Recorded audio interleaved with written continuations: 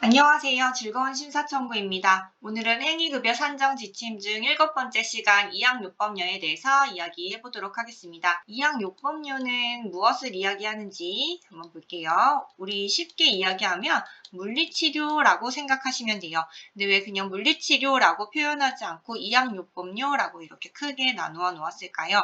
물리치료를 할 수 있는 병원은 어디든지 가능하다? 라고 한번 질문을 드려볼게요.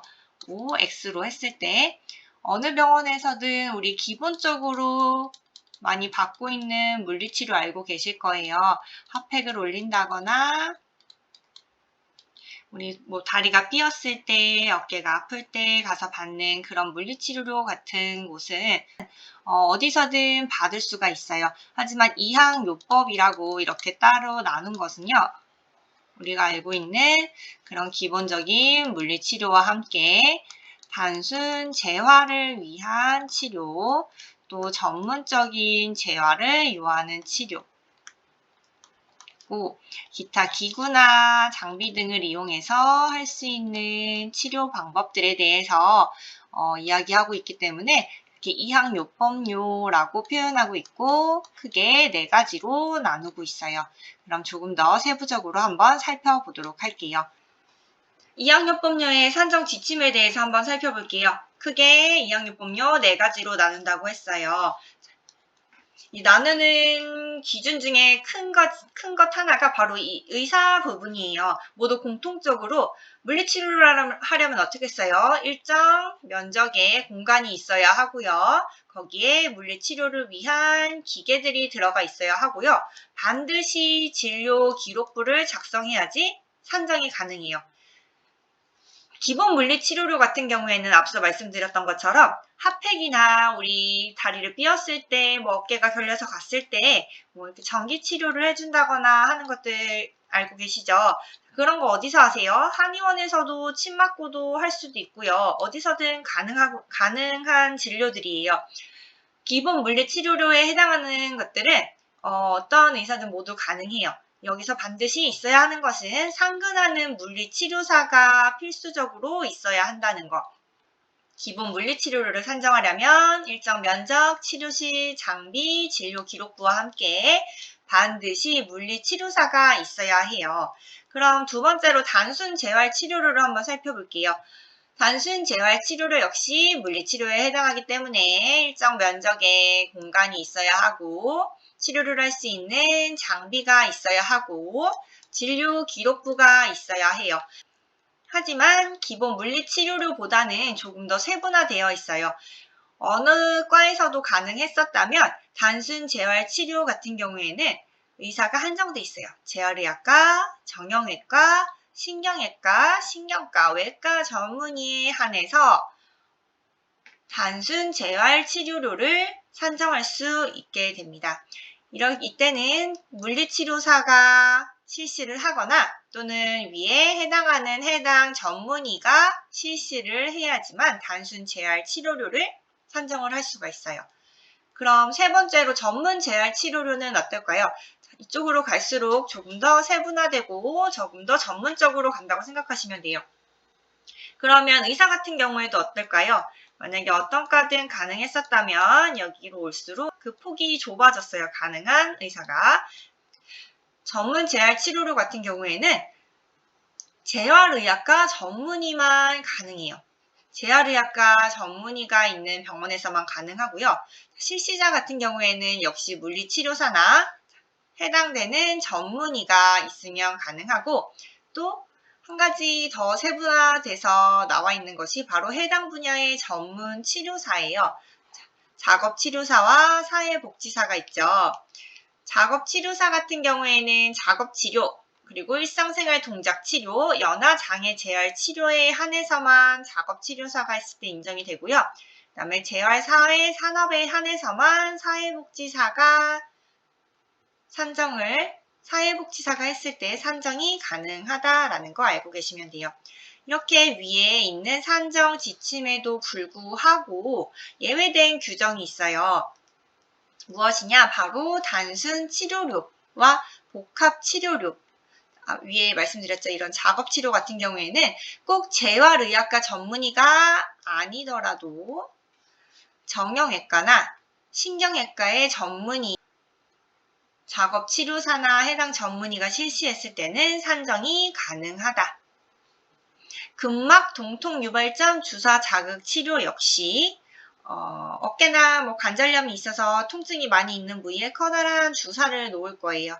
커다란 주사를 놓아서 환자의 통증을 줄여주는데 꼭 재활의학과 전문의가 아니더라도 재활의학과 전문의 또는 동통재활 분야 교육을 이수한 사람이 직접 주사를 놓았을 때 실시가 가능해요. 이 얘기는 뭐냐? 재활의학과 전문의가 무조건 전문 재활 치료로는 산정할 수 있다고 했어요. 하지만 여기 예외사항이 하나 붙었죠.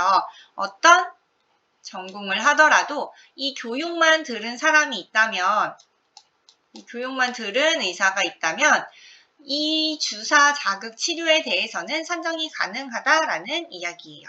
이학요법령의 세부적인 내용을 한번 살펴볼게요. 우리 아까 크게 기본, 단순, 그리고 전문, 기타 이렇게 말씀드렸죠. 첫 번째로 기본 물리치료로에 어떤 것들이 있는지 볼게요. 이렇게 다양하게 가지고 있어요. 세부 지침을 보면 인정되는 시간과 인정되는 횟수에 대해서 조금 더 자세하게 알고 계시면 돼요. 표충력 치료 같은 경우에는 열을 이용한 치료예요. 외래 1일 1회, 입원은 1일 2회만 인정이 되고 있고요. 한능 치료 같은 것도 마찬가지예요. 하지만 두 개를 동시에 치료를 했을 때는 한 가지만 산정이 가능하다라고 나와 있어요. 경피적 전기 자극 치료, 간섭화 전류 치료, 약간 비슷한 느낌이긴 한데요. 저희가 우리가 병원에 많이 갔을 때 받는 치료 이렇게 붙여가지고 몸에 붙여서 전기 찌릿찌릿찌릿하게 오게 하는 거 바로 이게 경피적 전기 자극 치료예요. 이거 역시 외래 1일 1회, 입원 1일 2회만 산정이 되고 있고요. 여기서 추가적으로 알아야 될 것이 이거를 계속 지속적으로 1년 동안 받을 수 있다, 3달 동안 받을 수 있다 하는 것 아니고요. 염자나 자상 이런 가벼운 경우에는 일주 이내만 인정이 되고 관절염의 경우는 2주 이내까지, 추간판 탈출증은 3주 이내까지만 인정이 된다라는 것 알고 계시면 돼요. 심층열 치료 같은 경우에는 1일당으로 인정이 되고 있어요. 처음에 말씀드렸던 표층열과 지금 심층열은 효능이나 효과가 비슷해요. 열을 이용하기 때문에 효능 효과가 비슷해서 심층열과 표층열을 함께 했을 때는 얘는 1로 인정하고 표층열은 50%만 인정한다라고 해요. 그래서 요거 효능효과 비슷한 부분에 대해서는 모두 인정하지 않는다라고 알고 계시면 됩니다. 마사지 치료료 같은 경우에는 수기로 하는 거예요. 손으로 이제 피부에 구축된 부분이나 경직된 부분들을 풀어주는데 이것도 1일당으로 산정되고 있고요. 인정되는 시간이 있어요. 20분 이상을 하셔야지 산정할 수 있습니다. 단순 운동 치료라고 하는 것은 관절이나 자세 같은 것에 이 문제가 좀 생긴 거예요. 그래서 팔을 굽히는 것을 이렇게 하세요 하는 것처럼 알려주는 것을 10분 이상 했을 때 또 1일당으로 산정할 수 있다. 근데 여기서 잠깐 더 살펴봐야 되는 것이 요부질환. 자, 요추간판 탈출증이나 요부 염자 같은 경우로 이렇게 요부 질환으로 진료를 했을 때는 10분 이상 실시해야 하는 것은 마찬가지지만 이것은 여러 차례, 수차례 인정될 수가 없어요. 처음에 알려드릴 때 1에서 2회만 산정할 수 있다는 것 기억해 두시면 됩니다. 두 번째로 단순 재활 치료료에 대해서 한번 살펴볼게요. 간헐적 견인 치료료 같은 경우에는 우리 디스크 같은 거 있을 때 위아래로 이렇게 쭉 당겨주는 그런 기구 있죠. 그런 거 생각하시면 돼요. 이것은 추간판 탈출증이나 퇴행성 척추 질환에서 4주 이내까지만 가능하다고 나와 있어요. 하지만 여기서 꼭 끝은 아니고 만약에 의사의 소견으로 인해서 환자 상태에 따라서 추가로 더 연장 가능해서 인정해 줄 수가 있다라는 건 알고 계시면 됩니다. 전기 자극 치료 역시 외래 1일 1회, 입원 1일 2회라는 것. 파라핀욕 같은 경우에는 한센병 전문 요양기관에서 의사 처방에 따라서 산정할 수 있고요. 수치료라고 하는 것은 물에 관련된 거예요. 물에서 치료를 할 때 정규 욕조 치료 반드시 20분 이상 하셔야 되고 이건 역시 1일당으로 산정된다. 운동치료 중에서는 우리 위에서 기본물리 치료에서 단순 운동 치료 있었죠. 여기서는 단순 재활 치료로에서는 조금 더 업그레이드 됐다고 보시면 돼요. 복합 운동 치료류라고 하는 것은 무릎이나 뭐 수술 같은 것을 했을 때 강직이나 마비된 무릎을 왜 이렇게 기계를 움직여서 무릎을 왔다 갔다 하게 하는 것들 있잖아요. 이런 것들을 함께 사용해서 30분 이상 했을 때 1일당으로 산정이 가능하다. 하지만 단순 운동 치료와 복합 운동 치료 모두 하나의 운동 치료 비슷한 것으로 보기 때문에 함께 동시 산정은 불가하다라는 것 기억해 두시면 됩니다. 세 번째로 전문 재활 치료료에 대해서 이야기해 볼게요. 전문이라는 말 붙였죠. 그래서 아까 의사도 재활의학과 전문의에 한해서 산정이 가능하다라고 이야기했어요. 전문 재활 치료료 같은 경우에는 중추신경계 발달 재활 치료는 인정 횟수는 외래 1일에 입원 1일 이외에 반드시 1대1로 30분 이상 했을 때만 인정이 가능하다. 작업치료의 경우는 아까 작업치료사가 할 수가 있다고 했었죠. 재활 전문의와 함께 작업치료사와 혹시 정형외과나 신경외과 의사가 있으면 가능하다고 했어요. 신경인성 방광치료는 뭘까요? 소변 같은 경우에 소변을 잘 못 본다, 요실금이 있다라고 했을 때 판정할 수 있는 행위고요. 우리 여기서 도뇨라고 하죠. 방광에서 기능이 활발하지 못해서 배뇨를 잘 하지 못하는 거예요. 그래서 배뇨를 할 수 있도록 도와주는 이 도뇨.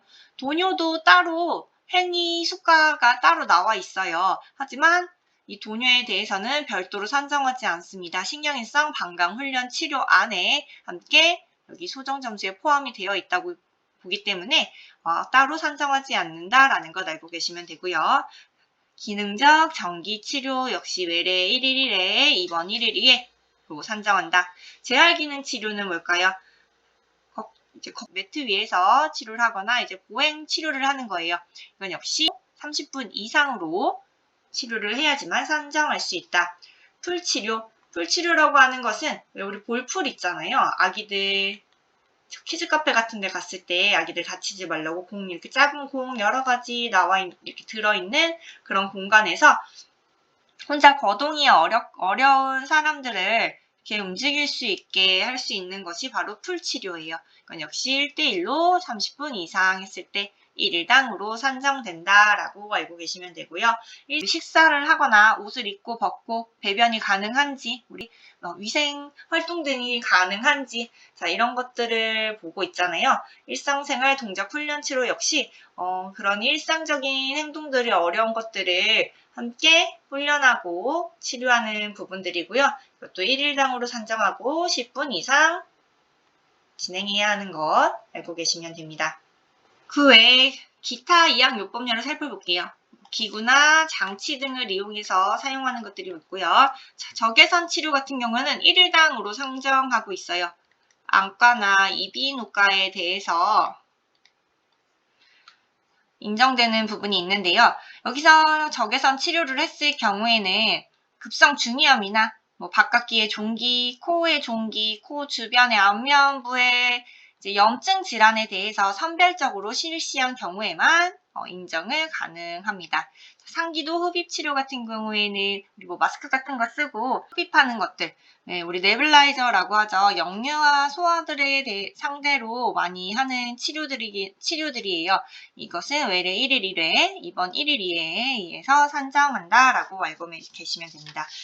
피부과적 자외선 치료는 주 2회 이내로 산정이 가능하고요. 이것은 피부과 전문의가 있어야 해요. 신경인성 장훈련 치료 같은 경우에는 앞서 설명드렸던 것처럼 방광 치료처럼요. 뇌 척추가 손상되거나 뇌졸중 또 두부 손상이 있어서 손가락의 자극을 통해서 분변을 제거하거나 복부 마사지 같은 방법으로 배변을 할 수 있도록 자극 유도하는 경우에 산정할 수 있고요.